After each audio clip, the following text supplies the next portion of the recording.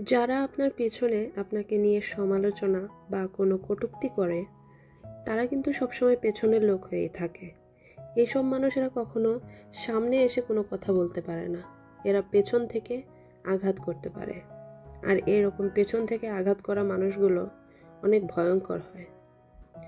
কিন্তু যারা এইরকম কাজে সম্পৃক্ত থাকে তারা এটা জানে না যে অন্যের ভালো, অন্যের উন্নতি দেখে যে জেলাস হয় সে কখনো নিজে উন্নতি করতে পারে না, সে কখনো নিজেকে সময় দিতে পারে না, কারণ সে সবসময় অন্যের ভালো নিয়েই ব্যস্ত থাকে।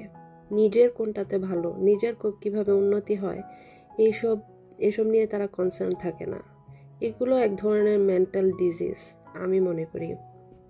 তো এই রকমের মানুষ থেকে আমাদের 100 হাত দূরত্ব বজায় রাখা উচিত। আমাদের আত্মীয় স্বজনের ভিতরে এমন অনেক মানুষ আছে যারা এরকম আচরণ করে, এরকম জেলাসি ফিল করে, প্রকাশ করে।